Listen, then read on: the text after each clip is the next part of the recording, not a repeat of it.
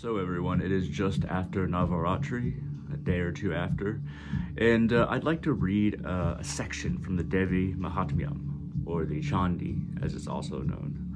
So in this section, Kali gets the name Chamunda. So in this section, Chanda and Munda have been tasked by their demon lord to go take possession of the goddess of Devi, Parvati, who is on top of Himalayan mountain. And she is already in the Durga form when they approach with their armies. But we'll kind of pick up there and we'll go from there, and I'll kind of give extra subtext along the way. So the Rishi said, "Then at his command, the Asuras, fully armed and with Chanda and Munda at their head, marched in fourfold array. They saw the Devi, smiling gently, seated upon the lion on a huge golden peak at the great mountain.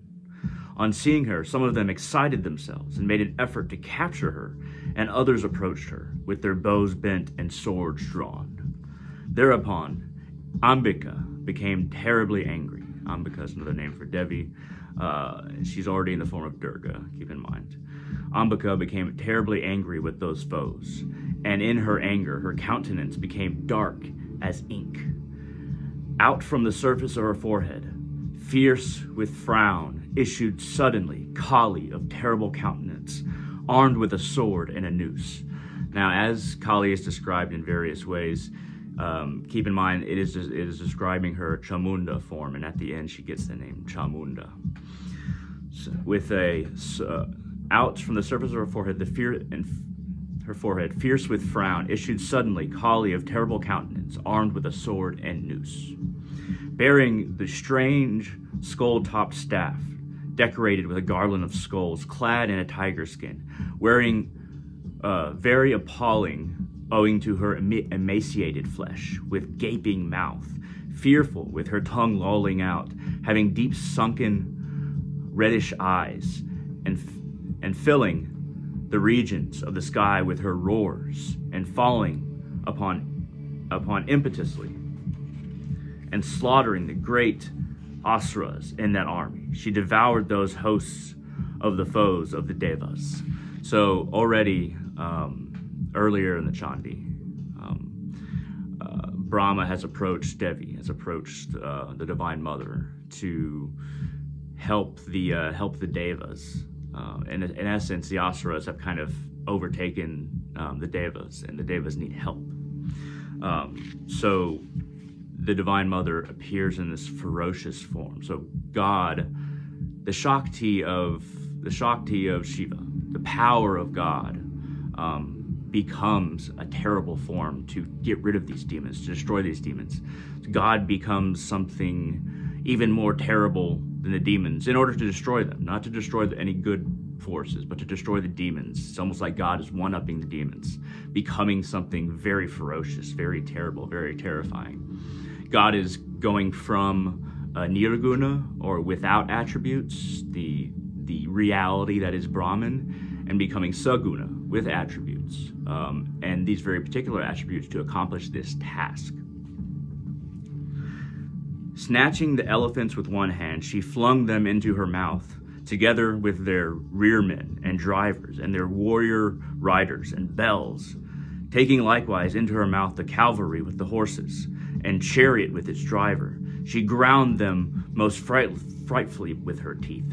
So usually when I picture this, as far as it being a historical event, this is very elaborated and there's a lot of meaning behind it, but I almost feel like something happened in space where you have all these spaceships of these Asuras, all these millions of years ago, and they're assaulting the gods and the forces of the gods in their own kind of spaceships. And then Kali, Devi, comes with this terrible mouth, and the mouth in my mind is like a black hole that's just taking in the ships and just crushing them into her mouth and swallowing them, eating their weapons, eating everything whole. Like these battleships, this black hole is just eating and eating. Black holes are kind of like nature's recycling mechanism for the universe. That's just the way that I kind of picture it. She seized one by the hair and another by the neck. One she crushed by the weight of her foot, and another of her body. And she caught with her mouth the weapons and the great arms shot by those asuras, and crunched them up with her teeth in her fury. She destroyed all that host of mighty and evil-natured asuras, devoured some and battered others. So it's almost like this black hole force. It's eating some ships and then ripping pieces off others, and they flee.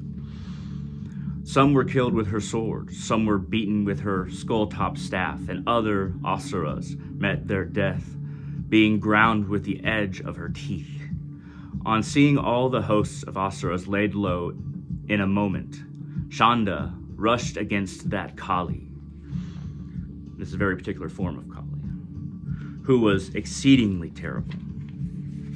The great Asura, Chanda, with very terrible showers of arrows, like missiles coming out of these spaceships, and Munda, with discuses hurled in thousands, covered that terrible-eyed Devi. All these missiles are just coming out and just covering this black hole-like force. Those numerous discusses disappearing into her mouth looked like numerous solar orbs disappearing into the midst of a cloud.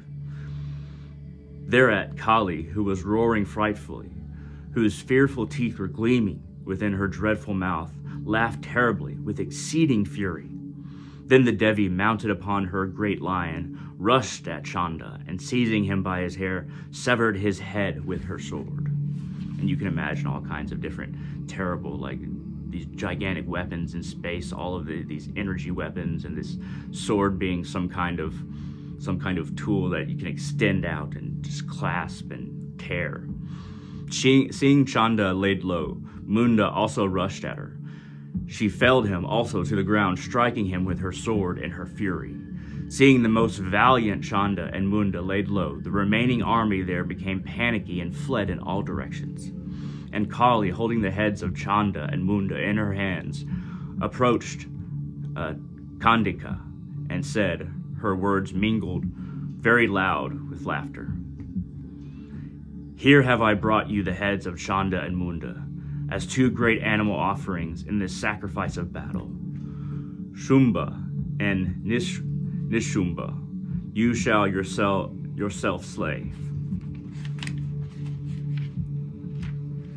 And she's telling this kind of like astral being, this godlike being, that she's done this, that I've killed the servants of these demon lords, and you'll kill the demon lords yourself.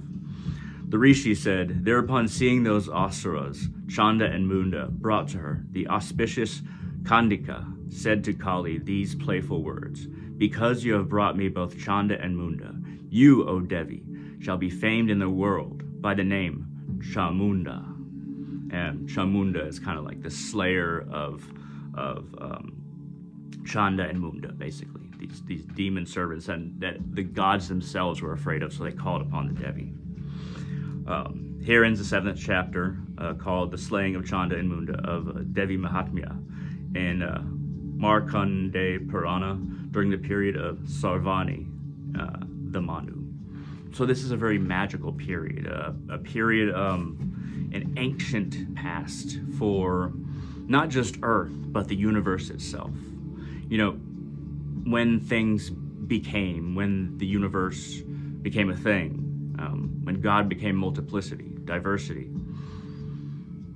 What created diversity was, amongst the pieces of God, was these demonic forces that created more and more cut off pieces and took this realm for themselves, took this area for themselves. And the gods are more in line with the forces of order and peace and kind of maintenance, where the demons are what kind of cut the kingdom that is God up into pieces. And God Shakti, the feminine form of God, is the power of God. It's almost like saying God is fire, and Devi and Kali is the heat and the light of fire. How do you separate the two? How do you separate the power of fire from the fire? God, the source Shiva, Brahman, being the fire itself, but the heat and the light being the Devi and the power of God. So once again, God has to, from head, from source, has to become terrible forces to destroy terrible forces. Now, it's all in service of order, preservation. But what demons do, what asuras do, rakshasas do, is that they try to corrupt or destroy things before their time, or they are forces of tama, so tamaguna, of lethargy, of keeping things from expanding and being created. Not necessarily sliced apart, but keeping creation from creating. So asuras and rakshasas are forces of imbalance. Now, Kali, she is creator, preserver, and destroyer. Destruction is not necessarily bad, but only when it serves the grander whole and in its proper time. Not before its time, not after its time, but at its time. And Kali is beyond good and evil. So much more. Evil, yes. Good, yes. But so much more. So there is a mantra that I will recite to you that's a little bit secret, but it was shared by Nish on his channel. By the way, if you haven't watched Nish the Fish on, if you haven't listened to him on podcast, or I think for the Love of Yoga with Nish, I think is the podcast, and Nish the Fish is on YouTube. Check out his channel, check out his work, it's remarkable. But I kind of wanted to give my own perspective and kind of combine these things that he talked about, but that I also researched and studied. So this particular mantra, it has bijas in it. And this mantra is very much Smashana Kali oriented. Not Dakshina necessarily blessings, but Smashana. That force of Kali which seems like destruction, but it's more deconstruction, deconstructing illusion, and at the right time and for the sake of the grander whole. But Smashana, it's this form of Devi, this Kali, Smashana Kali. She is renunciation. She is seeing beyond material, not valuing material. She is moksha. She leads you to moksha, to liberation from this world. And it may seem strange that Smashana Kali stays in cremation grounds, is a very powerful force, and doesn't give us all the things that we want, but gives us the things that we need. That part of God seems terrible to us a lot of time, but it isn't. It is a step beyond this world, and so it has strange qualities. So the mantra is Aing, Hring, Kling, Chamundaye, Viche. So Aing is creation, Hring, preservation, and Kling, destruction, and Chamundaye is that form of Kali, Chamunda, and holding a noose, holding a sword, that staff with the skulls on it, emaciated. Not something that she becomes a form that the demons would not desire, because the demons saw Parvati and Durga and wanted to possess because it's so beautiful. So Devi became a terrible force, one that they would be afraid of, but something that they would not desire, giving them the opposite of what they wanted, and a terrible force to resist them, kind of going against their wishes to possess. So taking a form that is, emaciated, and also even sitting on a corpse, she's often described. All of these things are very symbolic, but they also have value in taking us out of our common conception of what is good, while still, embracing goodness, embracing what is kind and preserving and orderly. Embracing those things and supporting those things with this terrible form. That's kind of what Kali is. So I'll say it again. Aing, Hring, Kling, Chamundaye, Viche. And so that is a very powerful mantra, very much associated with Smashana Kali, one that you might say in a cremation ground or cemetery. But it's very powerful. If you say it just 9 times, if you're sensitive enough to mantras and how they work and the energy, you'll kind of feel it in your inner ear. That our sense of balance is very much where we feel spiritual energy. So our inner ear you'll feel kind of the power there, and you might feel it around you if you're especially sensitive. And if you say this mantra repeatedly, be prepared to reach to some kind of power to manifest, and a power that you might not be ready for. So I wouldn't necessarily recommend using this, but there it is. But power of change, of renunciation, of moksha, of liberation, and of the Shakti of God herself. It's a wonderful mantra. Just be careful with it. And I hope that you enjoyed me reading from the Chandi. The words are very small on this page, so it's kind of hard. But yeah, it's also called the Devi Mahatmyam. But yeah, I got this off Amazon. You can find a copy for yourself. Try to get one that has an English transliteration so that you can chant them on Navaratri, or chant the Chandi at various times. There's all kinds of spiritual benefits to chanting the Chandi, especially on Navaratri. But yeah, I hope you enjoyed this video. If you liked it all, hit that thumbs up down there. It really helps out the channel. Feel free to leave a comment. That also helps out the channel. And feel free to share this wherever you like. At any rate, thank you very much for watching. Jai Ma, and I hope all of you have a wonderful day.